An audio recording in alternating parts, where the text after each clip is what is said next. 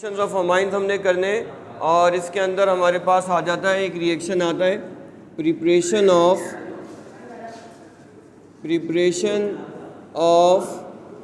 Diazonium salts. बेटा die कहते हैं 2 को और एजो कहते हैं नाइट्रोजन को, ठीक है। और यम का मतलब है कि कैटाइन होगा ये, ठीक है। और सॉल्ट का मतलब है कि कंप्लीट सॉल्ट होगा, इसके अंदर कैटाइन भी होगा और एनाइन भी होगा, ठीक है। समझ में आ गई बात। डाई का मतलब है 2, एजो का मतलब है नाइट्रोजन, यम का मतलब है कैटाइन और सॉल्ट का मतलब है कि कैटाइन भी होगा और एनाइन भी होगा।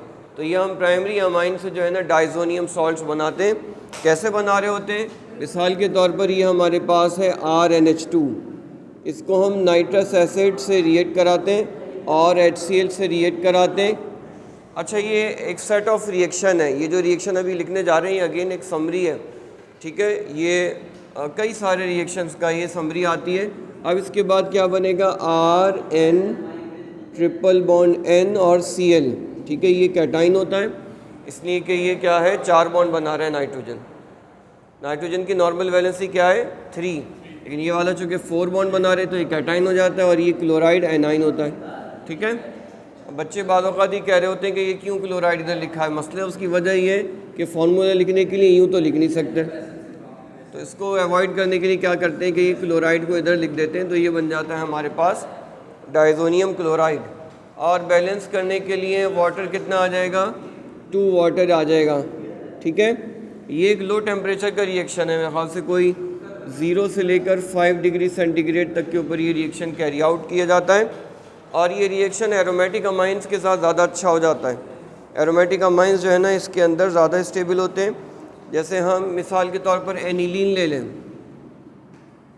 एनिलीन अगर हम लें और उसको रिएक्शन करा दें हम नाइट्रस एसिड से in the presence of HCl at a low temperature of 0 to 5 degree centigrade, तो हमारे पास फिनाइल डाइजोनियम सॉल्ट बन जाएगा C6H5 N triple bond N Cl, ठीक है। और ये जो है ना हमारे पास डाइजोनियम सॉल्ट जो है ना ये बड़े रिएक्टिव होते हैं, इसलिए कि इनके अंदर डाइजोनियम अमाइन बड़ा जो है रिएक्टिव आइन होता है। सही है जी।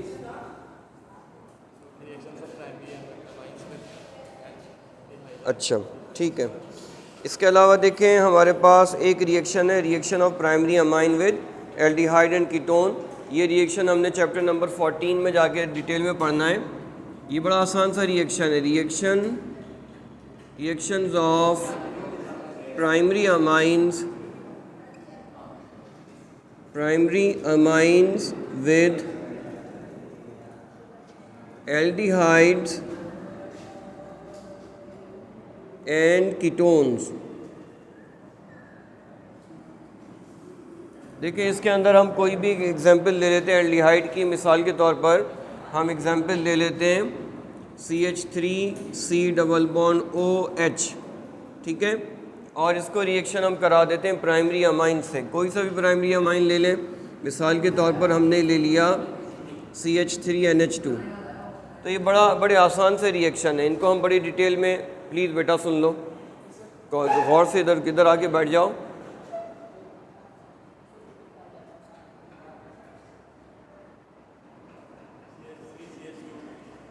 अच्छा बेटा बैठ जाओ ना, बैठ जाओ। कोई फर्क मुझे बस वो बता दो कि कहाँ तक किस ये आ रहा है। अच्छा, अब बेटा देखो क्या होगा कि ये हमारे पास मॉलिक्यूल डिहाइड्रेट हो जाएगा। और जब ये डिहाइड्रेट हो जाएगा, मीडियम दिया हुआ है, कोई एसिडिक या बेसिक, कोई फ़र्क नहीं पड़ता। हाँ, प्राइमरी अमाइन होना चाहिए, कोई मीडियम दिया हुआ है। अच्छा, अब क्या होगा कि देखो ये मॉलिक्यूल जो है ना इंटरमॉलिक्यूलरली 2 मॉलिक्यूल मिलकर डिहाइड्रेट हो जाएंगे, सही है। अब जब ये डिहाइड्रेट हो जाएंगे तो एक फ्रेगमेंट में क्या बचेगा? CH3C और H बचेगा, ठीक है। और अमाइन वाले फ्रेगमेंट में क्या बचेगा? नाइट्रोजन बचेगा और CH3। अब नाइट्रोजन की वैलेंसी है 3, इसने 2 नए बॉन्ड बनाने, और कार्बन की वैलेंसी है 4, उसने भी 2 नए बॉन्ड बनाने। अब क्या होगा कि ये दोनों आपस में डबल बॉन्ड बना लेंगे। ये जो कंपाउंड्स बनते हैं ना कहलाते हैं इमीन्स, ठीक है। और इसमें क्या लिखा है, शिफ्ट बेस लिखा हुआ है। तो ये आमतौर पर शिफ्ट बेस का काम कर रहे होते हैं। शिफ्ट बेस, ये जो इमीन है ना, ये शिफ्ट बेस का काम कर रहे होते हैं। नाइट्रोजन के पास देखो लोन पेयर होता है ना, तो ये लिविस बेस का काम करेगा, शिफ्ट बेस का काम करेगा। कैसे करेगा ये तो खैर एक अलग बात है। हाँ, नहीं कोर्स में नहीं है, ठीक है। तो बेटा ये इस तरीके से हमारा ये चैप्टर जो है कंप्लीट हुआ। आप ज़रा इसके एमसीक्यूज़ निकालो और एमसीक्यूज़ देखते हैं। इसको रब कर दूं, चैप्टर नंबर 17 के एमसीक्यूज़।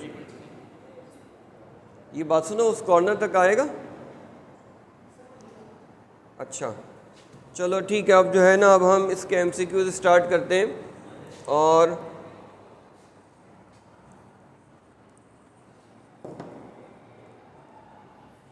इसमें हाँ ठीक है।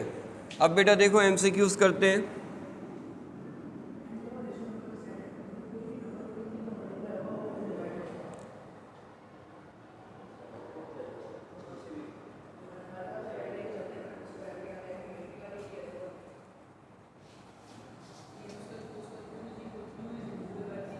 लिख लो, कोई जल्दी नहीं है। हो गया? हाँ, मास जी।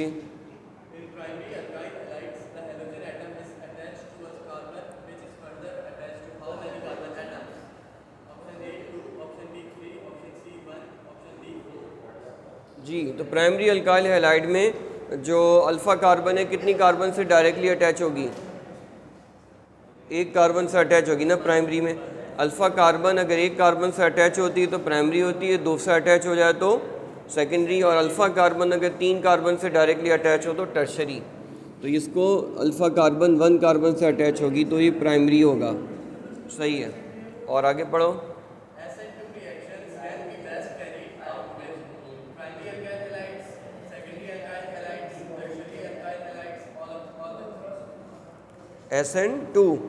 SN2 रिएक्शन हमने कौन से अल्काइल हैलाइड के लिए पढ़ा था, बताओ? नहीं, SN2 सेकेंडरी के लिए नहीं पढ़ा था।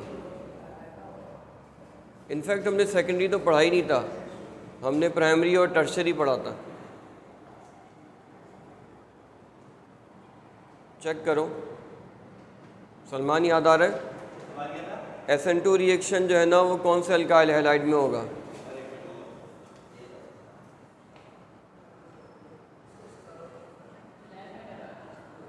लैब में नहीं, बिल्कुल स्टार्टिंग के अंदर जो SN2 का तो हाँ लैब में करा था।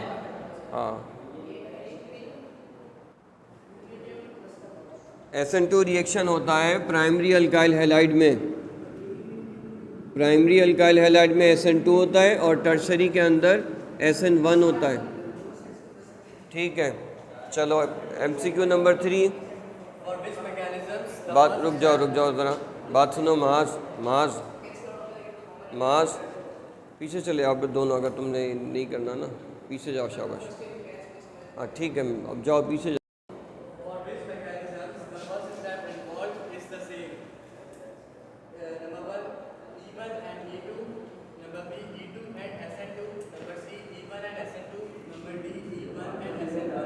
E1 और SN1 के अंदर जो फर्स्ट स्टेप है वो सेम होता है। कौन सा होता है वो फर्स्ट स्टेप? E1 और SN1 में जो कॉमन स्टेप होता है वो होता है आयनाइजेशन ऑफ अल्काइल हैलाइड, इसमें कार्बोकैटाइन बनता है।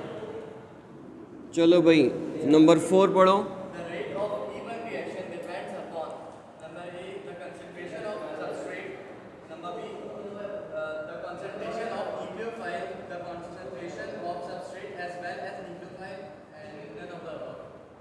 E1 का मतलब है first order reaction. First order reaction में रेट किसके ऊपर डिपेंड करेगी?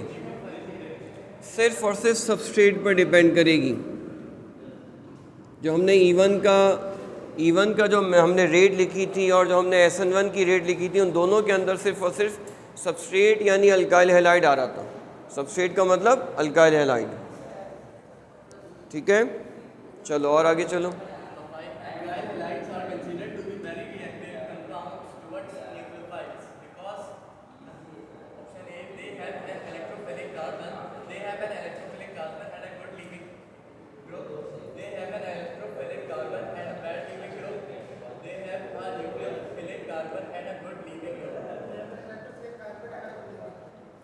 ठीक है, अब इनमें देखो अल्काइल हैलाइड में क्या होता है। अल्काइल हैलाइड में ये पार्शल पॉजिटिव होती है और ये पार्शली नेगेटिव होता है। तो जो चीज़ पॉजिटिव हो वो क्या होती है, इलेक्ट्रोफिलिक होती है। तो इनके अंदर इलेक्ट्रोफिलिक क्या होती है, कार्बन होती है। और क्या होता है, ये हैलोजन क्या, हैलाइड क्या होता है, गुड लीविंग ग्रुप होता है। समझ गए हो? इसी तरह लिख लेना है ताकि तुमको याद आए कि इसका आंसर क्या था, कि क्यों रिएक्टिव होते हैं, कि कार्बन इनकी इलेक्ट्रोफिलिक होती है और हैलाइड क्या होता है, गुड लीविंग ग्रुप होता है।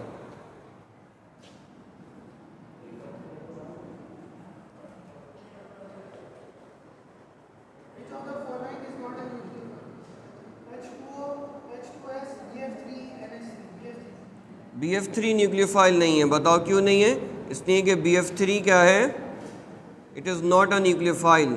इसमें क्या है, 3 बॉन्ड्स हैं। 3 बॉन्ड्स का मतलब है कि 6 इलेक्ट्रॉन्स हैं, 6 इलेक्ट्रॉन्स अराउंड सेंट्रल एटम।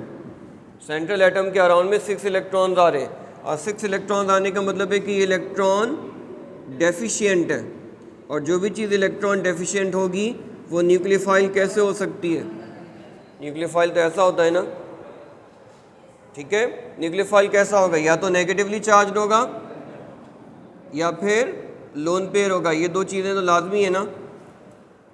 तो ये कभी भी क्या होता है, इलेक्ट्रॉन डेफिशिएंट है, ये तो हो ही नहीं सकता न्यूक्लियोफाइल। समझ में आ रही है सलमान बात? ठीक है। अब अच्छा है भाई, अगर न्यूक्लियोफाइल नहीं है तो फिर ये क्या होगा, फिर क्या है? अगर ये न्यूक्लियोफाइल नहीं है तो फिर ये क्या होगा, इलेक्ट्रोफाइल होगा। इलेक्ट्रॉन डेफिशिएंट है ना, ये इलेक्ट्रॉन लविंग होगा, इसको चाहिए इलेक्ट्रॉन। हाँ चलो, ये हमने MCQ नंबर 6 तक देख लिया है। नहीं सही है, सही है, चलने दो।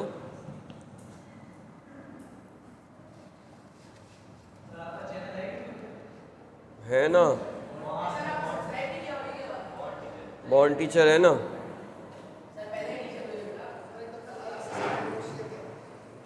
नहीं हाँ, वो कोई है नहीं, मैं वीडियोस नहीं डालता। MCQ नंबर 7 बेटा, MCQ नंबर 7।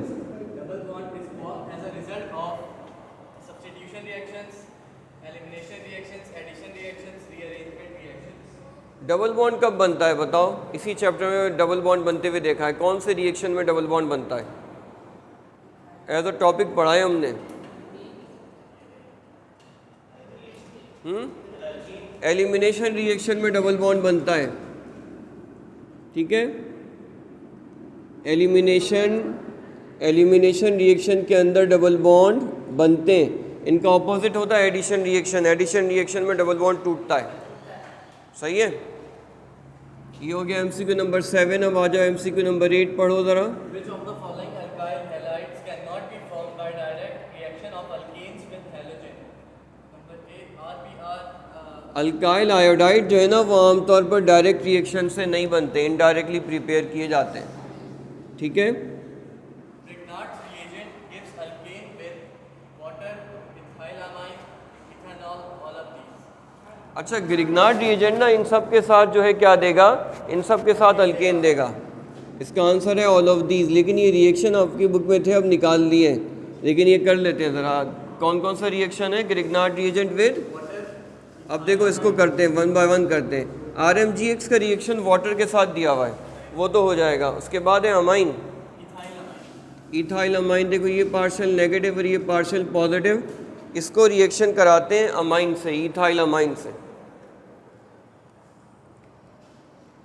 अब ये देखो जो इथाइल अमाइन है उसको मैंने लिख दिया इथाइल अमाइन ये आ गया। अब ये देखो, ये पार्शल पॉजिटिव हो गया, ये पार्शल नेगेटिव हो गया। इसका नेगेटिव अटैक करेगा इसके पॉजिटिव के ऊपर और इसका नेगेटिव अटैक करेगा इसके पॉजिटिव के ऊपर। सही है। अब देखो क्या बनेगा, अब आपके पास बनेगा RH बनेगा, R के साथ H बनेगा और MgX के साथ कौन आ जाएगा, R के साथ H बन गया और MgH के साथ क्या कौन आ गया, NHC2H5 और MgX। ठीक है, तो ये देखो क्या बन गया। RH किसे कहते हैं, अल्केन को कहते हैं, पता है ना।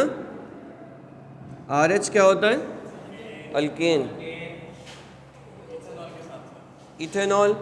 अब यही रिएक्शन अगर हमने लिखना है इथेनॉल के साथ RMgX, partial negative partial positive.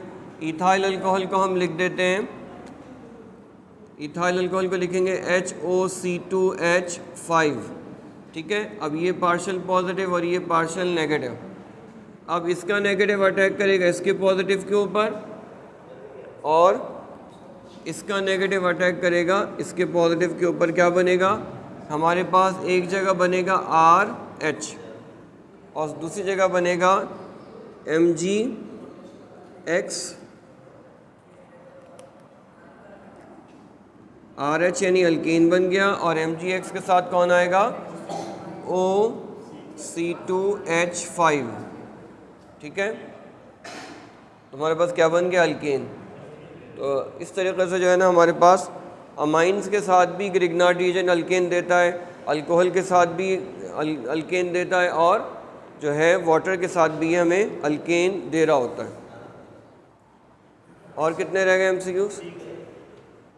अच्छा, Action of alkyl halides with any metal yields alkanes, alcohols, alkenes, phenols. अच्छा बेटा ये देखो ना, ये action of alkyl halide on sodium metal, ये ना पुरानी बुक के अंदर था और पंजाब बोर्ड की बुक में अभी भी है, लेकिन इस बुक में आपसे निकाल तो दिए लेकिन MCQ निकालने से रह गया है। ठीक है, अब ये कर लो इसको ना, हो सकता है आपके एप्टीट्यूड टेस्ट में आ जाए, इससे कि पंजाब बोर्ड की बुक में अभी भी है ये रिएक्शन। बहुत आसान रिएक्शन है। देखो होता किस तरीके से, ये MCQ नंबर है 10, MCQ नंबर 10 है। रिएक्शन किसका करा रहे, अल्काइल हैलाइड का रिएक्शन करा रहे। किसके साथ, अल्काइल हैलाइड का रिएक्शन किसके साथ करा रहे, सोडियम के साथ। तो ये अल्काइल हैलाइड आ गया, ये सोडियम आ गया और ये सोडियम आ गया और ये, हाँ, और ये एक और अल्काइल हैलाइड आ गया। अब देखो अब क्या होगा, सोडियम इलेक्ट्रो पॉजिटिव और हैलोजन इलेक्ट्रो नेगेटिव, ये और ये देखो क्या बनेगा, हमारे पास बनेगा 2 मोल सोडियम हैलाइड बन जाएगा। 2 मोल क्या बन गया, सोडियम हैलाइड, ये पॉजिटिव और ये नेगेटिव। बचा क्या, ये R बनाए और ये एक R बचाए और R एसन, सुन लो बेटा सुन लो, R और R क्या कहलाएगा, क्या कहलाता है, अल्केन। ये कहलाता है, ये कहलाता है दिस इज वुड्स रिएक्शन। ठीक है, ये क्या कहलाता है, वुड्स रिएक्शन कहते हैं, कभी वुड सिंथेसिस कहते हैं। ये जो है ना basically chain length doubling reaction है, चेन लेंथ डबलिंग रिएक्शन है।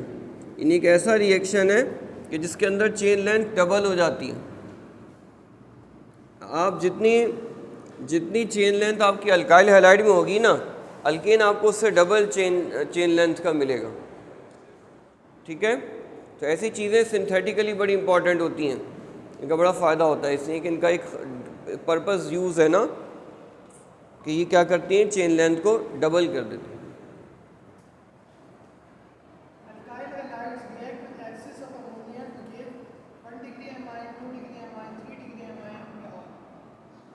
ठीक है, अब देखो ये आपने, ये हमने कल में खास से रिएक्शन ये देखा होगा रिएक्शन कि अल्काइल हैलाइड के साथ अगर अमोनिया अमोनिया के साथ अगर अल्काइल हैलाइड एक्सिस में हो तो 1 डिग्री भी बनेगा, 2 डिग्री भी बन जाएगा, 3 डिग्री भी, यानी ऑल अमाइंस बनने के चांसेस होते हैं। Among the alkyl halides, the primary alkyl halide always follows the mechanism SN1, SN2, both A and B, none of these. Primary alkyl halide कौन सा करेगा? SN2 करेगा, ठीक है। प्राइमरी अल्काइल हैलाइड में SN2 ही होगा और या फिर एलिमिनेशन हो रहा होगा, ठीक है। और क्या है, हो गया ये। अब जो है ना इसके ज़रा क्वेश्चंस पढ़ लो और देखो इसमें क्वेश्चन में देखो मुश्किल लग रहा है तो पूछ लो, इसको पॉज कीजिएगा। हमारे पास क्या है, हमने कन्वर्ट करना है इथाइल क्लोराइड को कन्वर्ट करना है इथाइल साइनाइड में। हमने इथाइल क्लोराइड को कन्वर्ट करना है इथाइल साइनाइड में, ठीक है। ये हमारा क्वेश्चन है। कैसे करेंगे? अल्काइल हैलाइड का रिएक्शन कौन सा करवाएंगे हम? अल्काइल हैलाइड में कौन सा रिएक्शन करवाएंगे? SN2 reaction, primary alkyl halide है ना, ठीक है। तो हम क्या कर लेंगे, C2H5Cl ले लेंगे, इसका रिएक्शन करा देंगे हम NaCN से, ठीक है। या फिर हम खाली साइनाइड से आयनिक रिएक्शन भी लिख सकते हैं। चलो साइनाइड से आयनिक रिएक्शन ही लिख लो। तो ये क्या होगा, ये न्यूक्लियोफाइल बनकर क्या करेगा, इसके ऊपर अटैक कर देगा। ये पार्शली पॉजिटिव है तो ये इसके ऊपर अटैक करेगा और ये बाहर। अब ये बन जाएगा C2H5Cn और क्लोराइड आ गया बाहर, ठीक है। ये हमने क्वेश्चन नंबर 2 पार्ट 5 का पार्ट 1 कर लिया। क्लियर है? पार्ट A कर दिया हमने, ठीक है। और पार्ट B में हमें क्या करना है, इथाइल साइनाइड है, इथाइल क्लोराइड है, इसको कन्वर्ट करना है इथेनॉल में, C2H5OH में कन्वर्ट करना है। C2H5OH में हमें इसको कन्वर्ट करना है, ठीक है। अब ये काम कैसे होगा? ये काम भी बहुत आसान है। कैसे करेंगे कि हम ये करेंगे कि C2H5Cl ले लेंगे और इसको रिएक्ट करा देंगे हम किससे? OH माइनस से, ठीक है। OH माइनस से हम रिएक्ट करा देंगे, एक्वस OH माइनस से इसको रिएक्ट करा देंगे। अब ये बन जाएगा न्यूक्लियोफाइल, ठीक है।